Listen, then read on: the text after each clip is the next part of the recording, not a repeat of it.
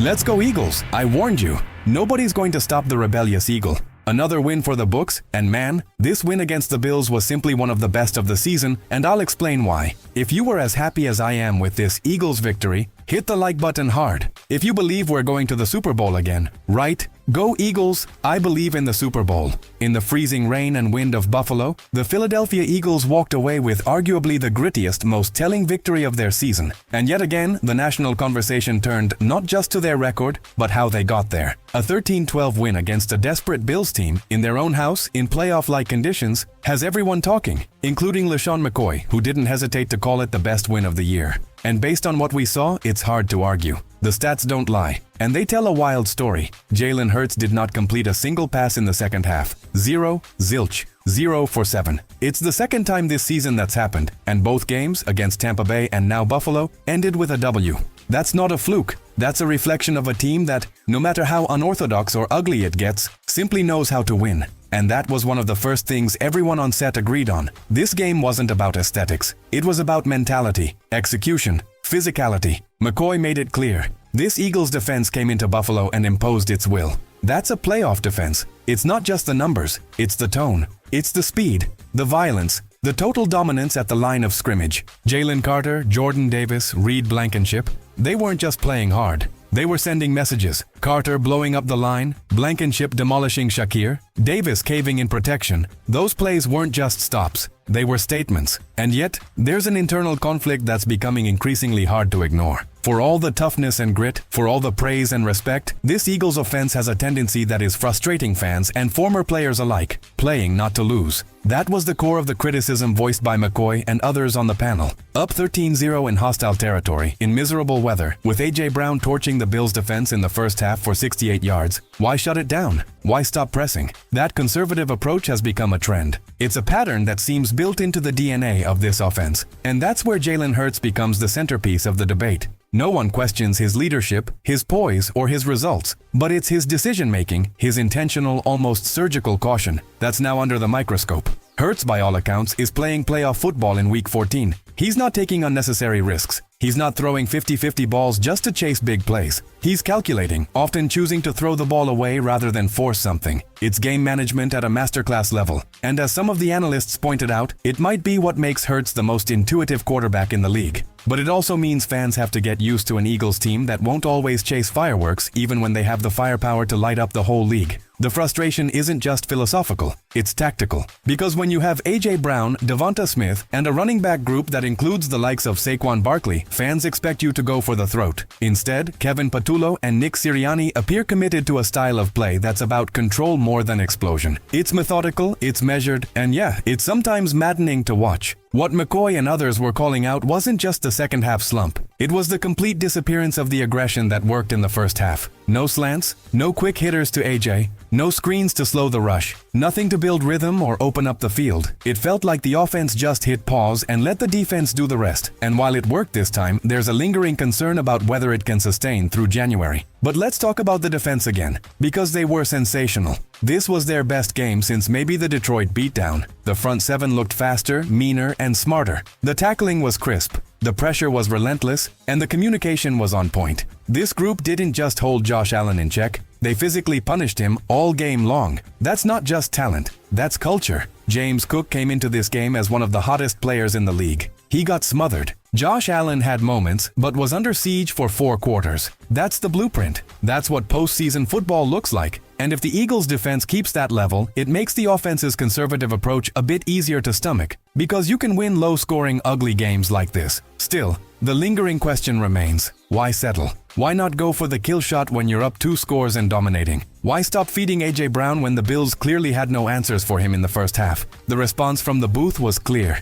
It's not that the Eagles can't play more aggressively, it's that they choose not to. Because for Hurts, Sirianni, and this coaching staff, winning the game is enough. The method doesn't matter. That mentality leads to another big debate. Is Jalen Hurts doing just enough? Or is he doing exactly what's needed? Because he isn't chasing stats. He isn't padding his numbers. He's operating like a surgeon. Precise, restrained, and efficient. That's great. Until it's not. What happens when a playoff game requires 30-plus points? What happens if the defense isn't this dominant? Can this offense flip the switch? The argument was made. If the Bills had put up 30, Hurts would have found a way to put up 30 plus himself. But that's hypothetical. What we saw was a quarterback who played within himself, didn't take chances, and relied on a defense that gave him no reason to gamble. That might be frustrating to fans, but it's also the reason the Eagles are still winning. And that's the irony here. Hurts has become the perfect storm of game manager and silent assassin. He's not going to dazzle you with 5 TD performances. He's going to give you what's required and not a drop more. He might throw 110 yards, but it'll be enough. He might go an entire half without a completion,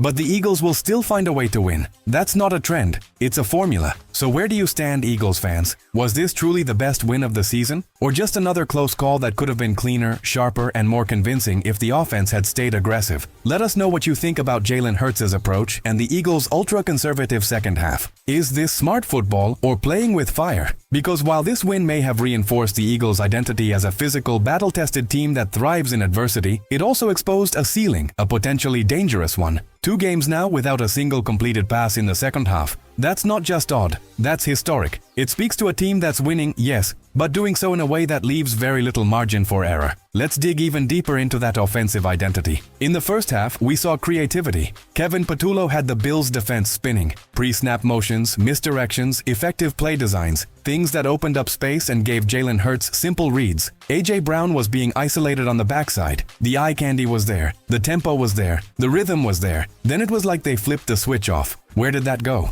The consensus among the panel, McCoy especially, was that Patullo and the offensive staff abandoned what worked. Instead of building on the successful first-half concepts, they regressed into a conservative shell. The offense became static, predictable, passive. It's almost like once the Eagles got the lead, they looked at the scoreboard and said, "Okay, that's enough." But is it? Against elite teams, 49ers, Ravens, Cowboys in a playoff scenario, enough isn't going to cut it. That's what this conversation keeps circling back to. The Eagles aren't being asked to be someone they're not. They're being asked to finish games, finish drives, trust your stars, trust your momentum. You can still win with that physical edge, but you don't have to shrink your playbook the moment you go up by 10. And look, none of this is to say Jalen Hurts doesn't have what it takes. He showed in last year's Super Bowl that he can throw with the best of them. He's had games where he's carved up defenses, stood tall in the pocket, and led clutch drives with precision and confidence. But right now, that version of Hurts is taking a backseat to the strategist, the manager, the quarterback who's playing chess, not checkers. And while that's winning you games in the cold of Buffalo,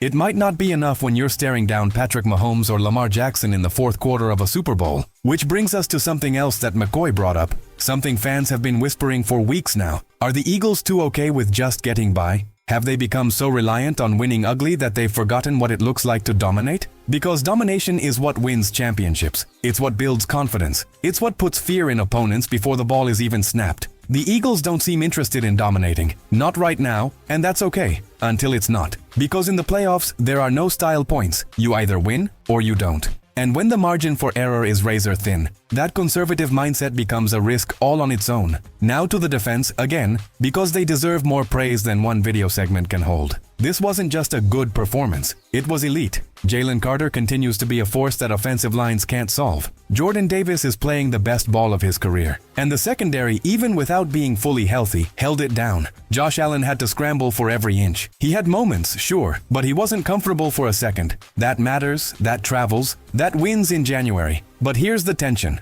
The defense is being asked to be perfect, because the offense isn't putting games away. And that's a big ask. Can the defense hold every opponent to 12 points in the playoffs? Can they keep bailing out an offense that's allergic to putting up second-half points? That's the gamble the coaching staff seems willing to take. But history says that gamble doesn't always pay off. And this goes back to what was said late in the conversation. Hurts does a cost-benefit analysis on every play. That's who he is. It's what makes him mature, poised, and hard to rattle. But it also limits what this offense could be. He won't throw a risky pass unless it's absolutely necessary. He won't force a play. He'll take the check down, he'll throw it away. And you know what? That's admirable. It's responsible. But when you have A.J. Brown and Devonta Smith, sometimes you've got to let it rip. You've got to take the shot. Because there's a difference between managing a game and winning it. Right now, the defense is winning games. Hurts is managing them. That formula works, for now. But can it hold through 3 or 4 straight postseason matchups against elite quarterbacks and elite defenses? That's what fans are asking. That's what McCoy and others are hinting at. So yes, this win over the Bills was massive. It was tough. It was gutsy. It was the kind of win that proves your team is mentally and physically prepared for playoff football. But it also raised red flags. It showed us that the Eagles, for all their talent, are still holding something back. Whether it's coaching decisions, QB risk aversion, or just a lack of urgency. There's another gear this team isn't using, and sooner or later they might need it. We're heading into the final stretch now. Playoffs are around the corner. The path to another NFC championship and maybe another Super Bowl will demand more than just enough. It will demand boldness, risk, execution. That's what separates contenders from champions. So Eagles fans, what do you think? Are we witnessing a team that's masterfully managing its way to postseason greatness, or are we watching them slowly tighten the leash on an offense that should be cutting teams apart? Let me know in the comments what your take is on Jalen Hurts' conservative style and the Eagles' second-half offense. Are they playing it smart or playing it safe? Make sure to subscribe to the channel, hit that like button, and click on the video on the screen for even more exclusive Eagles breakdowns. The latest news and real talk, you're only getting it right here.